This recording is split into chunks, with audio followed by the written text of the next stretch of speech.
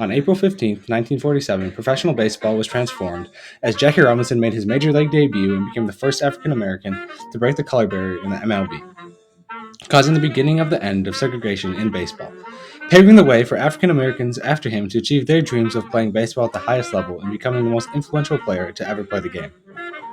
Ever since the creation of baseball in the United States, it has been one of the most popular sports our country has ever seen. The first official baseball game in the United States was played in June of 1846 in Hoboken, New Jersey, between the Knickerbocker Baseball Club of New York and the New York Nines.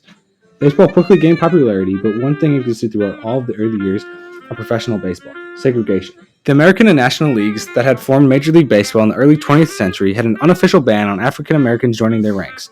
When organized baseball first started gaining popularity, a handful of African Americans joined alongside a vast majority of white players. But with Jim Crow laws in effect and very prevalent segregational practices left over from the Civil War era, the careers of several talented African American players like Moses Fleetwood Walker, Bud Fowler, and Frank Grant were short-lived.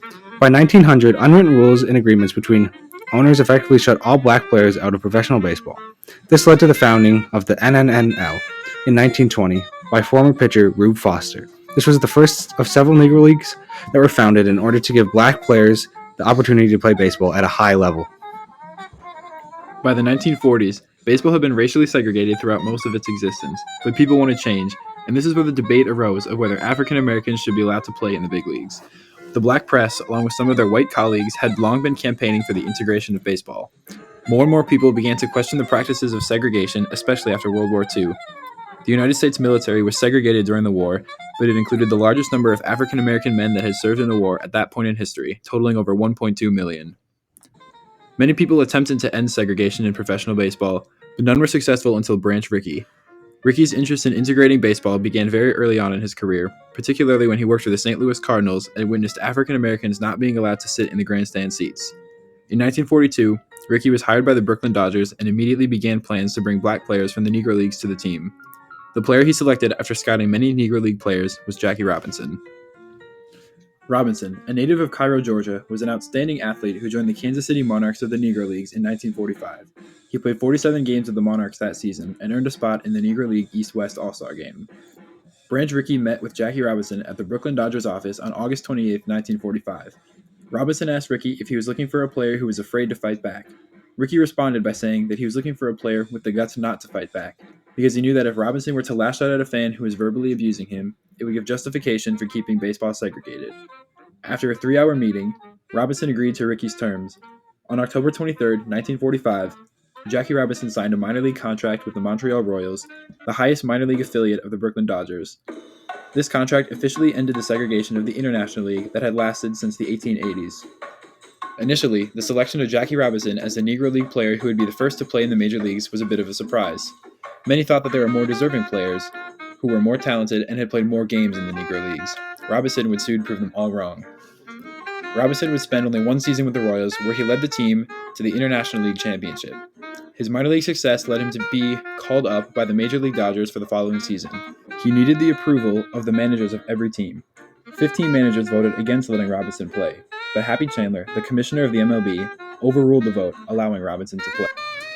On April 15th, 1947, baseball history was made. On this day, Jackie Robinson made his major league debut at first base for the Brooklyn Dodgers at the age of 28, becoming the first African American to play in the MLB. It was a home game for the Dodgers at their own Ebbets Field in Brooklyn, New York.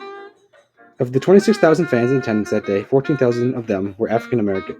This was a very significant moment in not only the history of African Americans, one of the most significant moments in the history of professional sports. Robinson's debut was nothing spectacular as he went 0-3 at the plate, but showed promise in his final at-bat of the game. It took place in the 7th inning. He laid down a sacrifice bunt and was hit in the back by a wild throw, allowing him to advance to second base and his teammate Eddie Stanky to advance to third base. The following batter, Peter Reeser, hit a double to right field, allowing Stanky to score the tying run and Robinson to score the go-ahead run. The Dodgers were going to win the game 5-3. Though the debut of Jackie Robinson was a significant moment, the Dodgers radio announcers made little commentary regarding its significance. Several other accounts of the game, including a New York Times article written by Arthur Daly, only mentioned Robinson as a player and not a racial pioneer. Several Southern newspapers censored their coverage of opening day and made no mention of the broken color barrier. According to Ron Story, who teaches a class about Robinson at the University of Massachusetts, they whited it out. One article written by the Chicago Daily Tribune did discuss the significance of Robinson's debut, saying, although he did not get a hit in 3 official times at bat, Jackie Robinson, first Negro to play in modern big league ball, signalized his official debut as a Dodger by sprinting home with the deciding run on Rider's smash and playing perfect ball at first base. On the flip side, black media documented every moment of Jackie Robinson's debut. They noted everything he did, from who he sat with in the dugout to the details of each swing he took. Unsurprisingly, Jackie Robinson faced a lot of backlash as soon as he joined the league. Regardless of his stellar play, people were extremely violent towards him, spectators and opposing players included. Before a game in Cincinnati, Robinson received several death threats, and during a game against the Philadelphia Phillies, he was berated with racial slurs from the entire Phillies lineup. Among the negative reactions, there was a large amount of positivity and support towards Jackie Robinson. Among the fans booing him and berating him with insults and slurs were fans who came to watch him in support of him and his journey. An article published by the Daily Boston Globe claimed that Robinson's one-man war against prejudice carried on with patience, perseverance, and pride, captured the admiration and respect of every clear-thinking American. A large amount of support also came from Robinson's teammates. During a game in Cincinnati where fans were especially violent and ruthless, fellow Dodger Pee Wee Reese approached Robinson, put his arm around him, and looked out at the crowd. This simple act showed that no matter what hate Robinson would receive, he would always have the support of his teammates, and they would always have his. Although Robinson and other black players joining the big leagues was positive for baseball, it had negative effects on the Negro Leagues. As more and more black players were given opportunities in the big leagues, their fans went with them. With losing numbers and support, the Negro National League ended its play in 1948. This led many Negro League players having to join minor league teams, play in the Caribbean, or have to leave baseball. Because of the overall success of Jackie Robinson joining the big leagues, this led to more teams choosing to allow black players on their teams. Less than 3 months after Jackie Robinson's historic debut, Larry Doby made his major league debut for the Cleveland Indians, becoming the first African-American player to play in the American League. Next came the St. Louis Browns, who signed African-American players Hank Thompson and Willard Brown. Both players would make their debuts in July, less than 2 weeks after Doby. Despite the success of the early integration, the entire MLB was not fully integrated until 1959, when Elijah Green was included in the lineup on August 5th and pinch ran in the 8th inning for the Boston Red Sox.